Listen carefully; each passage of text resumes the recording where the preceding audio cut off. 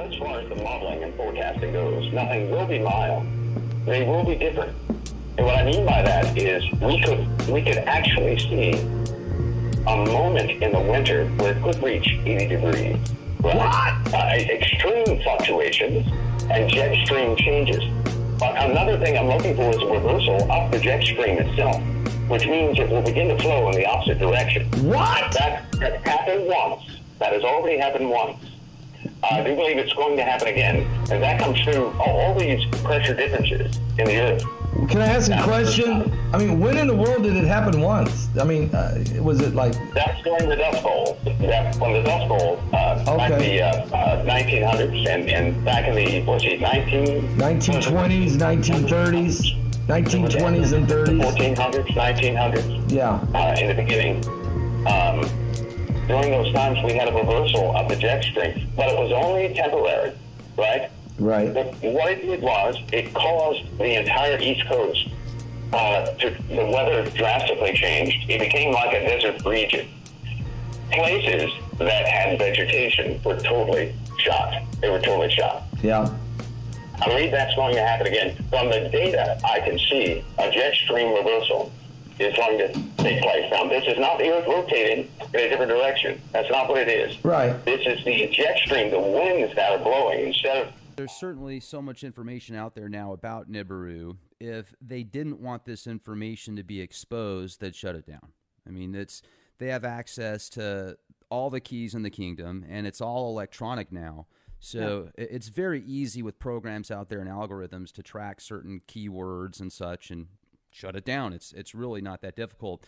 But I haven't had any death threats by posting stuff about Nibiru, but I have had people post. Matter of fact, I'm looking at one right now, a screenshot I took, where somebody told me that, because I'm neutral on the subject of the Planet X. I talk to people like yourself, and you give me some great evidence, and I'm certainly a lot more intrigued by it than I was before.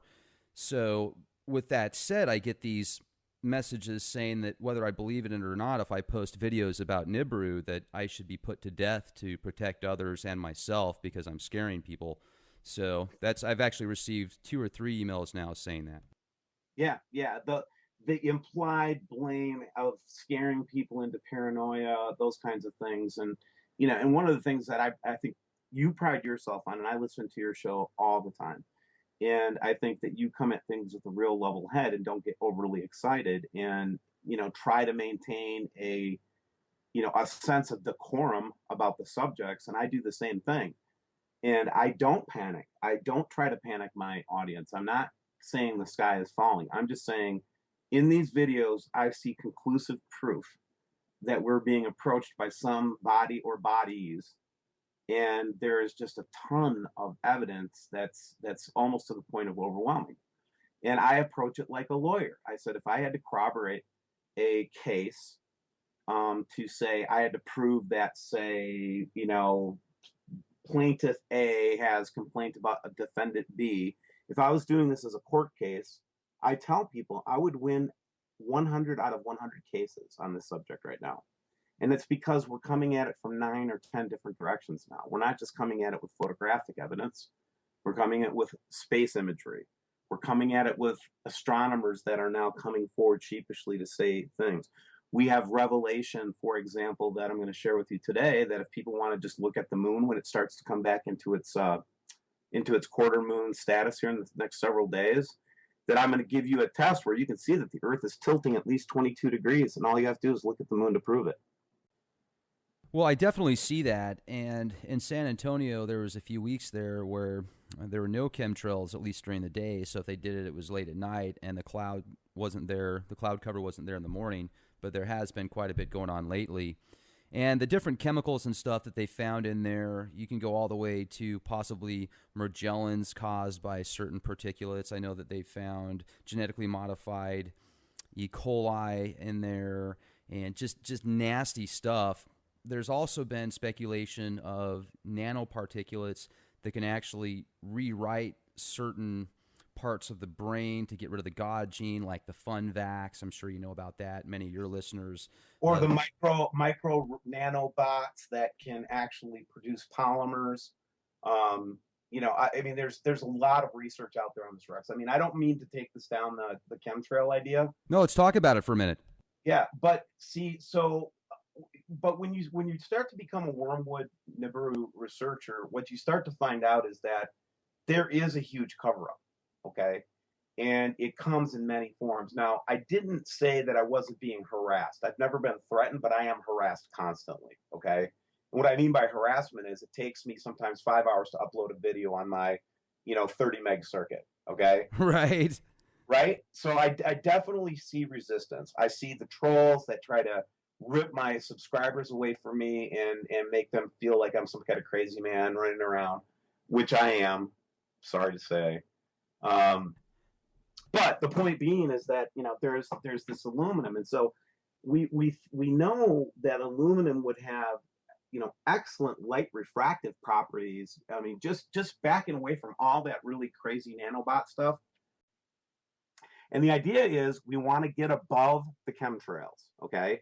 We want to completely get above anything an airplane could lay down, and the max altitude of most of these big 737s that are spraying this stuff is 39 to 40,000 feet. So we'll be approximately 40,000 feet above ceiling for most of those aircraft. You following me so far? Oh yeah, absolutely. So that's why we decided to do the balloon flight.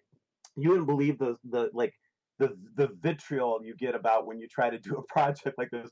What a silly man! Look at him going off with this little balloon. And I was thinking to myself, is this what Wilbur, went through, man, when they were trying to make their airplane? You know what I mean? It's like, do I really have to put up with this, man? How big is it?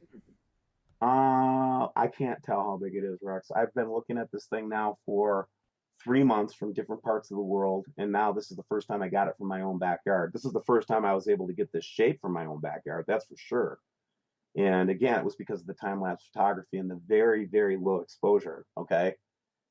Because if I expose this more, you will not see anything around the sun, okay? You just won't. So here's that shape again. Now, you can't reproduce that in a closet, man. You can't reproduce this. You can reproduce this. You can reproduce this. You can probably even get planets to show up, but you're not going to get one of these, man. Okay? This is crazy. That's a plasma reaction, everybody. And it's like pretty damn close to us. You know what I mean? And I laugh again out of, hysterical, craziness, I guess. So could that affect like satellites and communication systems or? Well, in fact, one of the things that I'm going to go into in my next video is we did have a big geomagnetic storm this last couple of days. So if you follow Suspicious Observers or if you follow, BP or any of those guys, they all were talking about it. And what's interesting about this geomagnetic storm that we just had was there was no flares, Rex.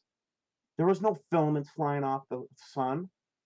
Do you know what they blamed this most recent geomagnetic storm on? People that are voting for Donald Trump. Close. I don't know. It was from the dark spots on the sun. Okay. So this is the first time I've heard anybody say, yeah, we know that there are gravitational changes that happen when one of these dark spots hit us. And I've been watching the sun with Suspicious Observers for like the last year. I'm a subscriber. A lot of people will everybody wants to call everybody his show. I learn a hell of a lot from those guys over there, okay? And they do an everyday sun report, okay? And every day they say the sun is quiet, the sun is quiet, the sun is quiet. The earth-facing disk is quiet, the earth-facing disk is quiet. Then you pull back and then you look at, core 2 or H1 and you see unbelievable energy escaping the sun and just blasting stuff left and right. Well, here we had one of those core opposite days again. Here where we know we're going to have geomagnetic interaction between the earth and the sun because of these dark spots that show up and that kind of face us sometimes. We don't see geomagnetic effects like a big geomagnetic storm usually from that. I've never seen it. So what was causing the geomagnetic storm this weekend? It seems like they were really stumbling, Rex, to figure out a way to explain it to us dummies, okay? after they've been telling us that we don't get CMEs unless there's a fiber that snaps off the first surface, or unless there's a sunspot, an active sunspot. That's how we get CMEs. I didn't know that we got CMEs from the dark spot. I thought that was a sleeping part of the sun. Right? So all of a sudden they got to change their freaking story. It's like every time I turn around, you know, heliospheric scientists are changing their stories. You know, it's frustrating to be a researcher in this, let me tell you. It's the media disinformation campaign, filling people up with little bits and pieces of possible truths and scenarios, and just overwhelming. And then people just hold on to the truth that they feel is most acceptable. When there's, you know, people that say, hey, there's no evidence at all about Planet X.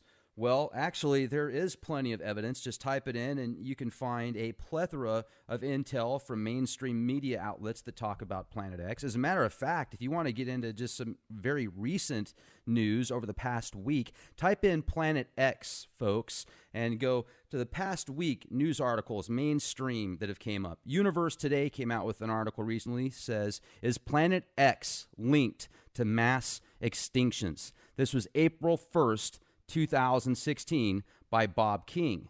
And if you read the article, it essentially says that there is a planet, it's called Planet 9, estimated to be 10 times more massive than Earth, according to this article, currently orbiting about 1,000 times farther away from the sun, according to this article.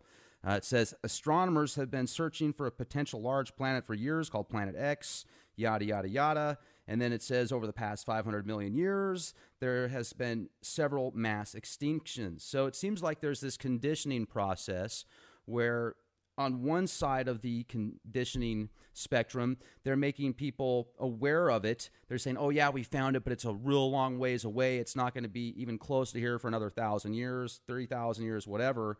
And then you've got the people that say, oh, it's just total hogwash. And then, you know, folks like yourself that say, okay, well, I've gone out, I've bought the camera, I'm doing a balloon project to get cameras out 80,000, 100,000 feet so we can see for ourselves what's actually out there. You're bringing the intel for people to make their own decision. And that's what's most important and so wonderful about the internet right now and being able to have the freedom to do that. So let's take advantage of it while we can. So, you know, and like you said also, Steve, it seems as if the powers that be kind of want this to be leaked out, and they don't want to do it themselves because they can have plausible deniability. But people like you, like myself here at the Leak Project, like the WSO that bring this information out there, well, we're alternative, we're a conspiracy theorist. They can label it however they want. So that's their way of getting the information out there. Yeah, it's like they could turn around and say, "Oh my God, you made a discovery! How did you do that?" Right. Not quite. Here, I want to shift. We have been doing a lot of research on this red halo around the sun. I don't know if you remember, we talked about this before. Absolutely. And our research continues. So you remember you saw some of that in my imagery that I just showed you from the backyard test for the SATCAM, right? I'm calling it the SATCAM. It's a this is the 99.9% satellite, folks. That's good. The satellite for the other 99. Woo! The 99. Yeah, the 90. Now, in fact, I'm going to put that right on the balloon, 99%. All right, so bingo. So anyway, this big halo. Now, this is from Bulgaria, so we know it's a permanent fixture in the sky, and we've seen it since 2012. Now, I've seen photographic evidence that shows it's a day in, day out thing. And it's not always visible from Earth. It's least visible on a clear blue day, believe it or not. So, but it is always there, okay? And well, so then we go to the ISS photographs, and this is just part of us following through and trying to corroborate, again, trying to figure out a way to, you know, what's going on here, man? I'll come back to these here in a second, Rex. It's the nano goblins. It is the nano goblins. They've infiltrated the interface. All right, so I was not convinced anymore that this was an atmospheric phenomenon. Okay, and this is one of the mission goals of our satellite, of our poor man's satellite, is we want to see if we can find this halo. So this is from space. This is from ISS. Okay, so there is no atmosphere here. There are no ice crystals. There is nothing that would block my view of the sun theoretically at this moment, right? Yet, what do I have? I have a halo. And I have that strange where it shoots out from the edges of the halo, just like we saw in Russia and other places earlier in the year. Okay. I'm saying that that halo is in space. It's not on the Earth. It's not atmospheric. It's extra atmospheric. They put a big UV filter up in space. That's what I'm saying. Like And a that's big why the sun- giant see-through blanket, like saran wrap kind of deal. Yeah, and if you think about it, this is not as outlandish as you think. I went and did research, and they're talking about. Did you see the article this week, Rex, that they talked about how they were talking about obfuscating the Earth using laser technology from potentially, hostile galactic neighbors? Did you see that article? No, it sounds great. It's in popular science type thing. It's like yeah, we can obfuscate, we can hide, we can shuck and jive, right? Well, here we go. So I say that they put a big thin layer of some kind of a photoactive material that will cause us not to be able to see what's really going on with the sun, or from Earth, or the objects that are near the sun. And here I'm looking at something that seems to corroborate that from space. And then I go to my Earth photo, right? Wow, there it is from the Earth. So that's what it looks like from Earth. That's what it Okay. looks like from space. So why would they put, if my hypothesis is true, why would they put something there like that, Rex? They could also possibly use some type of nanotechnology in conjunction with the way that they use those patterns for chemtrails to kind of recreate something as a very thin surface, reflective surface in the atmosphere without actually having to go out there with a giant ladder or, being on a helicopter hanging down and putting it together with some type of tools. There you go. Like if you look at that, maybe there's a way that they can actually use the particulates and the materials in the way that it's sprayed in conjunction with the atmosphere to create some type of film, reflective film, to block whatever is out there, so people would have a very difficult time to find it. Yeah, so if we've got nanobots, let's take the nanobot theory for a second. And those nanobots are primarily what we see as trying to produce a polymer that looks like it has kind of photoactive properties to it, right? And then we saw those maybe out of control production of these filaments in Texas, where we saw them actually floating down from space, and that was well documented. Okay, I don't need to prove that one. All right. Now this one. Now remember we talked about the patterns of chemtrails, and sometimes they take on this pentagram shape. The only difference between the one I showed you before and this one is that this was from yesterday in Iowa. Okay. Is that by a major city, or I can see the windmills? No, Iowa does not have major cities. Well, you got Des Moines. You got Des Moines and Dubuque, and Iowa City and a couple other cities. But again, this was more in a rural area. Okay. This is that stretch, I think, between Wisconsin and central Iowa. But the point being is that but yet here I'm in Wisconsin yesterday, and I barely saw a chemtrail yesterday. So somebody is coordinating this, apparently, in such a way that they can actually focus their resources where they need them the most at that time. And some days I don't get any chemtrails. Other days I get, the sky is plastered and it's like thick with it, which is another proof for their existence. Because if it was just regular airline traffic, wouldn't it be every day? Swamp gas. Yeah, I'm telling you. It's all swamp gas. Just another couple things to throw at you. The reason I wanted to bring this one up is this is that big orb, little orb thing that we see. Okay. And the fear that my subscribers have in being a subscriber, it takes an act of bravery. Just to say I'm going to be a subscriber. But I have like literally hundreds of thousands of people that are watching that are never going to subscribe because they're afraid. And when somebody sheepishly comes forward and gives me an image, even if it's something I've seen a million times, I'm going to send them a note and say, that was a brave move. Thank you. So I might have seen this image 100 times, but the gal that sent it to me, she was terrified. She thought that she just stepped, into the firing line. And in a way, you are stepping into the firing line. But I think it's too late, man. I think they know that we can't have any big impact on them, on their plans. Really, I don't think we can. I don't mean to be pessimistic, but there are things that seem to have been put in motion, a lot longer than even that we've been alive.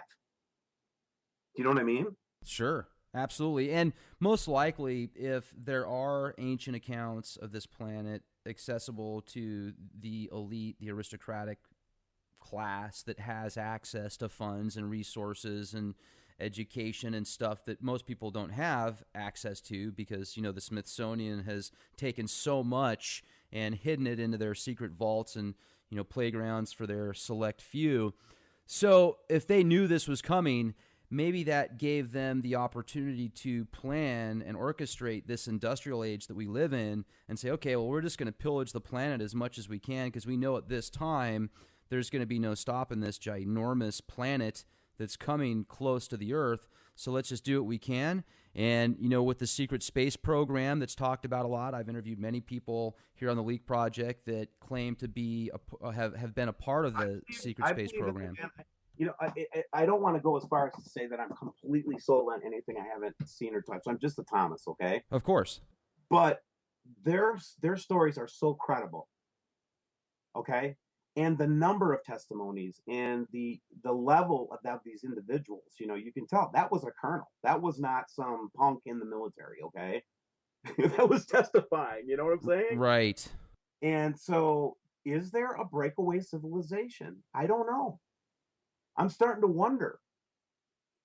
Well, and think about it. If there is, and if they just needed the what they might call the sheep class, or we were joking to earlier, the lemmings, because so many people are just kind of follow the leader mentality, and so many people that I personally know that are great people, they will worship things blindlessly and follow things to the ends of the earth without having true knowledge, just based upon what they've been told growing up or faith. And as much as I think that's a remarkable feature to have that much faith, certainly it's a good idea to cross-reference things and find some evidence in many cases. So in different aspects, if you're going to worry about things like, for example, Wormwood and Nibiru and Planet X, for those that do fear it's coming and the catastrophes that might take place, well, do something about it. Make good with the people be prepared, spend money on food and supplies, and if you're really that nervous about it, get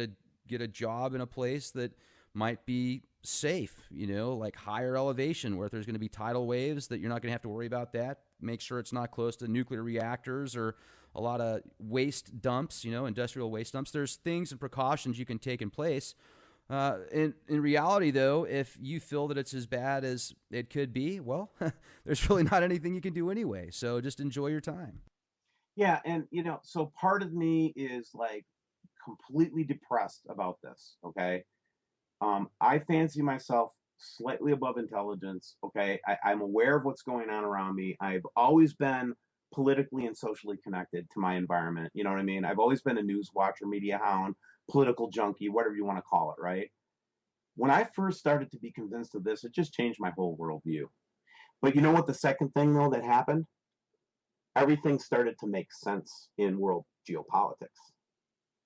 Why people were doing such drastic things, why it seems like the stakes are getting higher. Now, they were going to say it's because of economic collapse.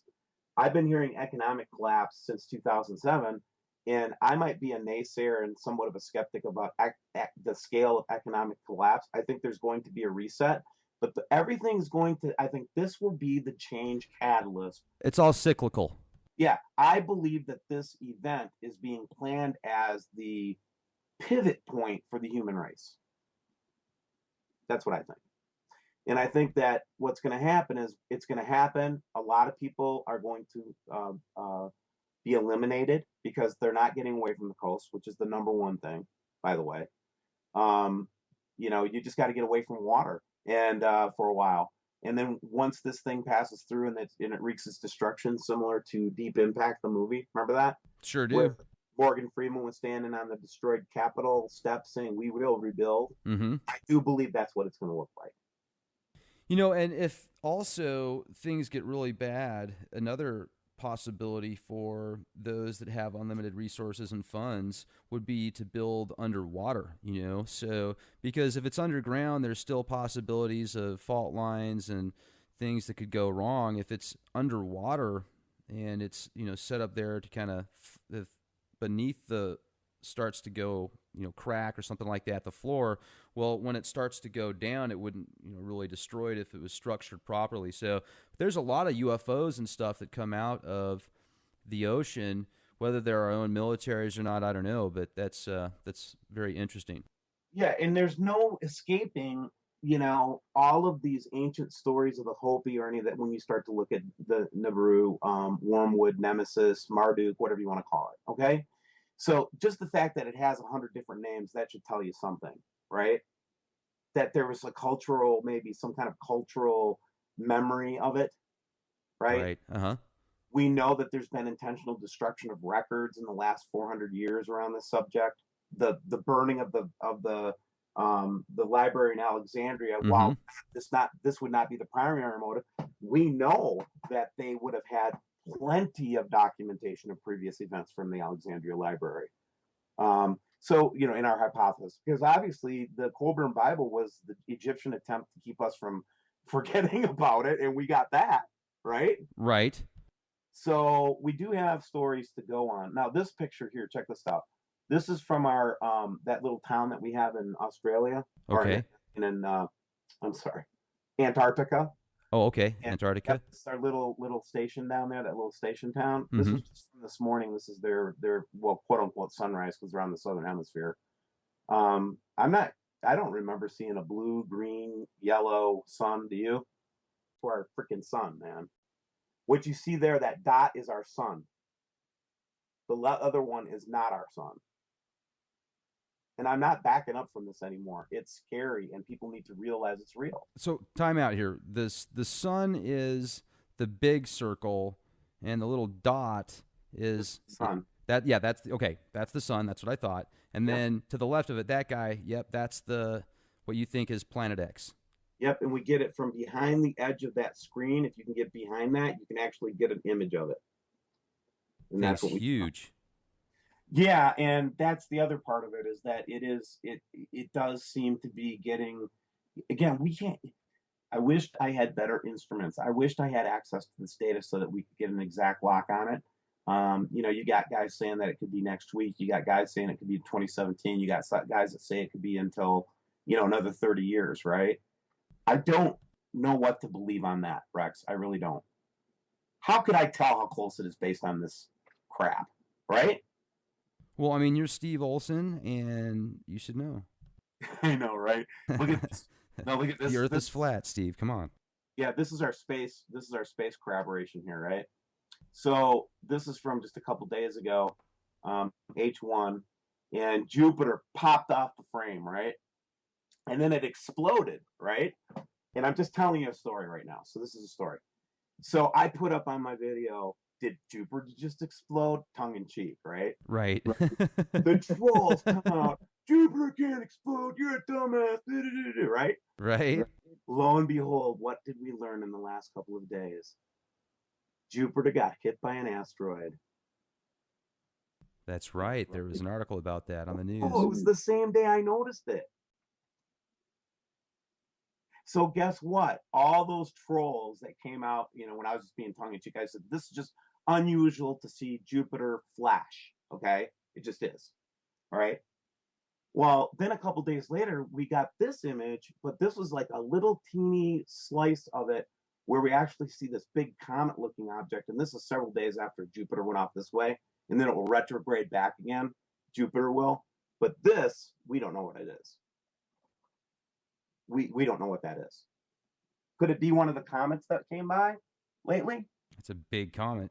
Well, do you remember the two comets that we've been watching the last couple of weeks? Mm-hmm. I think it could be one of them. But that's pretty intense, right? It is. To see these kinds of things next to our Earth and then not. Is that in scale though? Yes, this is the Earth. That is the object. How can that be a comet then? I mean, comet's going to be That's an Earth 5 size. times the size of the Earth. Well, the other thing, Rex, we don't know how far behind us it is, or behind this. So the satellite's looking at the Earth, how far off in the distance it is. We don't know. I see. Okay. Right. And then similar, this is the one that gets us, and I'll stop boring you with my pictures after this, but I got a couple more in case we. No, bring the pictures on, man. Yeah. So remember when I showed you this from the various satellite views? The Anunnaki spaceship. Yes, the huge Anunnaki spaceship. And remember how huge it was? It was about half the size of the sun or so. That's a cool view right there. I got to tell you, that looks like something out of Star Trek. It does. This is from a couple days ago. And I mean, when I saw this, I was just stunnerated. Now, where'd this come from? This came from our core. This is one of the close core satellite photos. So this is where they get really close to the side of the sun. And then I basically didn't touch it or anything, just blew it up and smucked it up onto a picture. And we've got several different views of this thing. But this is the one, I'm telling you, you will never see a troll talk about this one, ever. They won't talk about it. They're not allowed to. You know that there are images of the moon that have been hidden. Oh, sure. Absolutely. I mean, there's the moon is a very mysterious place indeed. Which kind of brings up the last thing we can kind of talk about. But I think you wanted to talk about a whistleblower too that maybe you might have on later on down the road. But before we get to the whistleblower, I was going to say I really do believe that the passing of this thing sometimes comes really close and causes lots of damage, like we saw in that Egyptian account in the Coburn Bible. Okay, I think that that's sometimes what happens. I think other times things line up in such a way that we get very little effect from it. A dusting, some asteroids, some damage. Okay, I don't know where we're going to be on the spectrum this time around. All I know is that something's coming at us, and I think that this is that Nibiru wormwood that they talk about in the Bible. And it just, to me, we would all have to depend on where we're going to be relative to it and perihelion, all that stuff that we're trying to figure out. And the government's not helping us, man. They are just not helping us. And it ticks me off, Rex, because last time I checked, I pay their paycheck. Send a note to NASA on this subject. You will get ignored. They have no right to ignore the public. Didn't we give them $14 billion? Publicly, I'm sure. I'm getting sick of people thinking the government is us. The day that they stepped out of that understanding, they became criminals, in my opinion. The government is a contract between the governors and the governed to try to build a society that we can all live in, right? And part of that is we collectively put money together to pay for things like the space program. Right, Rex? Well, and another thing too, not only what you're talking about, but also corporations and large businesses. It seems like they have, kind of created their own manifestation of the law and of governance because they've got so much authority to tell these politicians and the government what to do. And do you want to talk also about what happened to you recently? Well, yeah, I'll throw it out there. I mean, I'm a super troop, right? When I work for some, I'm a cybersecurity expert, and I just got a great review. I just got a bonus, and everything was going great in December. And just a week ago, I was called randomly and released from my job. That's how they got to me. Now, how did they find out about your YouTube channel? I don't know how my boss found out about it. I guess it wouldn't be hard for my boss to, maybe, I don't know. I didn't make it public at work or anything like that because I knew better, right? I knew that they'd ostracize me if I talked about it. So I just stuck to my job. But, somebody found out about it and they brought in an HR firm and they recommended that they release me immediately. They brought in an HR firm. Yeah, right. Yeah. You should feel proud. You really should. No, I'll find another job. I'm not worried about employment or anything like that, but it's just one of those things where it's like, really, man, you're gonna fire me because I have a YouTube channel talking about space stuff? Welcome to the new America. I know, right? And see, this is the thing that's ticking me off a little bit lately. Let me give you an example, right? Social Security is a great example. And I want to lay this out here because this applies to anything you put the word government on. Social Security was originally designed where all the working people of the United States were going to contribute to a big fund that would always be there for the working people of the United States. It was not a social program. It was not taking from the rich to give to the poor. In fact, they set a salary limit on how much you can take. So you can only go up to, like, I think it's 113,000 now for Social Security. You don't have to pay beyond that. So it is not a tax on the rich in any way, shape, or form. Okay? It's a savings account for the American people. What have they turned that into? I don't know. I mean, it's They a turned it joke. into a slush fund. They're like saying we need to cut back on Social Security. Wait a second. Who gave you the right to cut back on something that we paid for? Do you know what I'm saying? Now apply that same logic to NASA. Apply that same logic to the Defense Department. They don't have a right to do what they're doing. They don't have a right to cover any of this up. They don't have a right to withhold anything from us. You know, however, legally they've been able to put enough bills and laws and regulations, personnel into power to make it. You know, oh yeah, well we can keep it to ourselves because it's a part of national security. We can we can do whatever we want. It's a part of national security. You know, I mean, it's all so then part the of the question is, design. if that's the way it's going to be, if that's the reality of things, then who's in charge? The gray goo. Right. Well, you guys, people have to start asking questions. You can't have, this is the biggest news story. All right, let's just for a second assume that Steve, who do you think's in charge? Who do you think the Pindar or the top of the line of as far as for enforcers is? Wow. All right. Well, remember, I'm a Christian, so I'm going to be tilted. Okay. And I tilt towards Lucifer.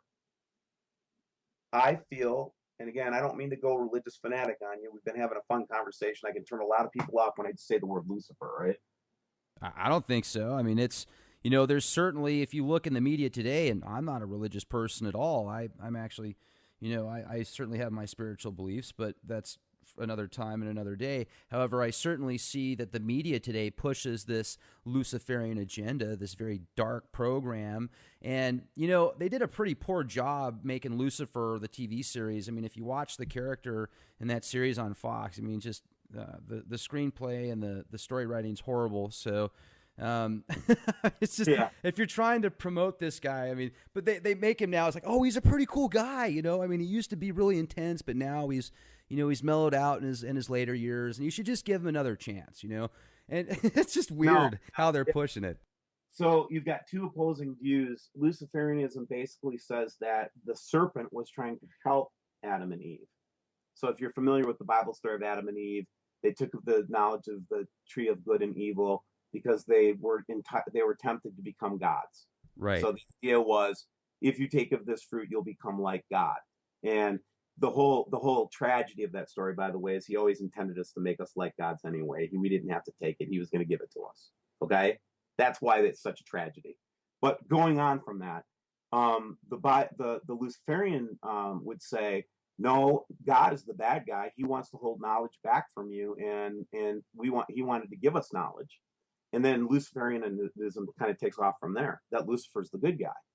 Well, we see in the West, maybe not in the East. I don't see this in Russia so much, and I think it has to do with Russian Orthodox Christianity is a lot tougher than our Christianity. In fact, Vladimir Putin believes he's a hardcore Russian Orthodox, as you would imagine, right? He's going to come from that point of view. Anyway, I was off on a tangent. My point being is that you see in the Western world with the Bilderberg Group and the Trilateral Commission and all these dark societies and everything like that, the common thread seems to be Crowleyism, that form of Luciferianism that says that it's the better way, right? And it's just infused in everything we see in leadership now. I mean, the Bohemian Grove, for example.